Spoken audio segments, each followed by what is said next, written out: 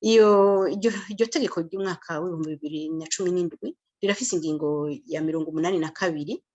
Iyo ngingo imeze nk'iyifuta uburenganzira bwo gushinga amashirahamwe, kuko yuko ishirahamwe kugira ngo intego zihejeje gutorwa zemerwe umushikiranganji abanza kubimenyeshwa avyemeza ko ibikorwa vy'umushikiranganji ategwa ko ari we avyemeza, agashika umuntu aja mu nama aja muri iyo nama akumviriza ibivugwa akavuga ati jewe umushikiranganji ntibimunezera nibahagarika iyo nama, kandi biramaze gushika. Canke ugasanga umushikiranganji iyo ufise ikintu uri kurahakana mu vyo leta iriko iratunganya binyuranye n'amategeko, binyuranye n'ineza y'abanyagihugu, ukamusaba uruhusha kugira mugire inama, ukamusaba uruhusha kugira ngo mushobore guhakana bimwe mu kuvuga bati kugira imyiyerekano amashirahamwe arekuriwe kugira imyiyerekano n'ayandi yemerewe. Hanyuma kugira rero umuntu akora ikibi hama uca umusaba uruhusha ngo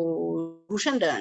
wagize uca wumva yuko ari bwa wamwidegemvyo wamaze guhakana. Hama rero mu gihugu hagati turaba hari n'abantu abatwara amashirahamwe ayo bahohotewe kubera iki barashikirije ico biyumvira kitanezera leta, kandi nticanezera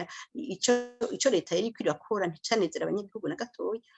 Ariko leta ibonye bashikiriza ico biyumvira banegura, ukazibona amaradiyo barayatujije, abayaserukiye abamenyesha amakuru baratujije bari mu buhungiro, abaserukira amashirahamwe aharanira agateka kazina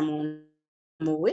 abari mu gihugu nabo nibuname nibagende binyegeje, uroye kurondera amakuru ngo kirazira wowe ngaha ntuwahonyora